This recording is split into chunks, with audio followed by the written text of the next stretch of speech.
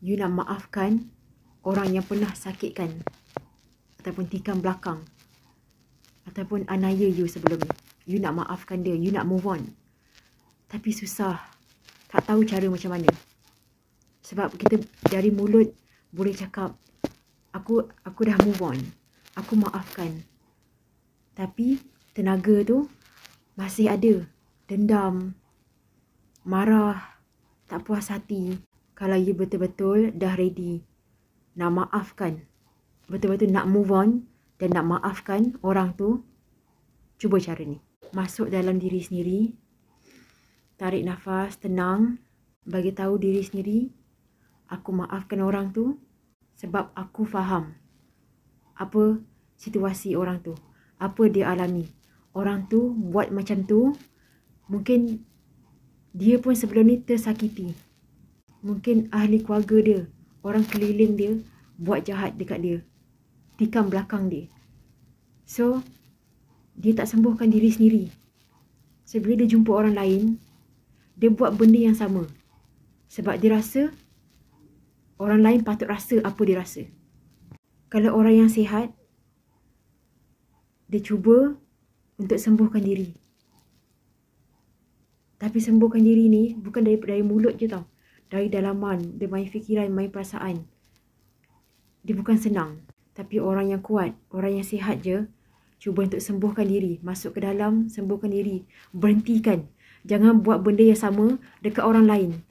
Tak bermaksud kita disakiti, kita ditikam belakang, dianiaya, disakiti. Bukan bermaksud orang lain patut disakiti juga. Kita patutnya berhentikan. Tapi tak semua orang sependapat, berfikiran macam you. Kalau you ada perasaan untuk berubah, sembuh dari dalam, so buat cara ni. Maafkan orang tu, cuba faham kenapa orang tu buat macam tu. Bila kita faham, rasa dendam, rasa marah tu dia mula berkurangan. Sebab kita tahu, kita dapat rasa apa dia rasa. Tapi tak bermaksud bila kita disakiti, dikhianati, tikam belakang, kita patut buat benda yang sama dekat orang. Tapi kita yang nak sembuh ni, kita cuba faham. Bila dah faham tu, dan bagi tahu diri sendiri, aku berhak bahagia, aku berhak tenang, aku berhak untuk bahagia. Aku boleh maafkan, aku boleh faham.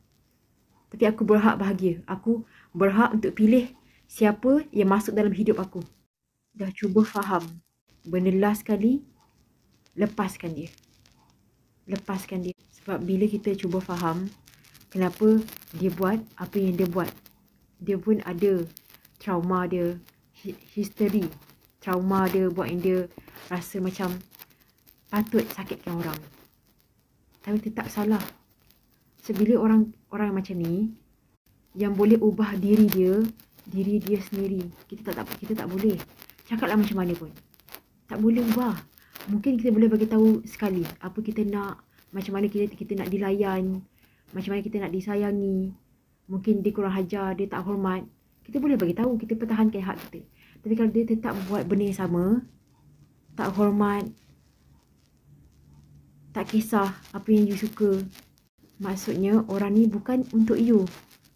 Bukan untuk you. So orang macam ni, apa kita boleh buat? Maafkan dia. Faham situasi dia. Okey, kita faham. Faham, okey. Tapi tetap salah. Salah tetap salah. Okey, so kita lepaskan dia. Tak apa, dia dengan cara dia dengan kehidupan dia. Dia suka cara macam tu walaupun salah. Tapi dia suka cara macam tu, tak apa, teruskan dia. Teruskan je. Kan, biarkan dia. Kita dengan kehidupan kita, dengan cara kita. Mungkin kita rasa macam tak patut dilayan macam ni. Sebab kalau aku disakiti, dikhianati, aku takkan buat benda yang sama dekat orang lain. Sebab yang ada masalah dengan aku, orang lain tak tahu apa-apa. So memang tak adil kalau kita bawa trauma kita bawa rasa dendam, marah dekat orang yang baru kita jumpa. Tak adil. Bila dah buat 3 benda ni, maafkan, faham situasi dia, kenapa dia buat macam tu. Salah tetap salah. Tapi kat sudut kita, side kita, kita cuba untuk faham. Bila kita buat macam tu, apa rasa dendam semua tu berkurang tau. berkurang. Dia bukan terus hilang. Buat setiap hari. Lama-lama tu, sembuhlah kita. Ketiga, betul-betul lepaskan dia. Tak apa. Aku lepaskan kau. Cakap yang diri sini, aku lepaskan kau. Kau dah bebas, kau teruskan kehidupan kau dengan cara kau. Tak apa. Tak salah. Salah kalau aku masih terus simpan kau dalam hidup aku. So, aku lepaskan kau dengan kehidupan kau. Aku dengan kehidupan aku. Nampak simple. Tapi bila kita buat macam ni, kita dah potong, dah putuskan tenaga dendam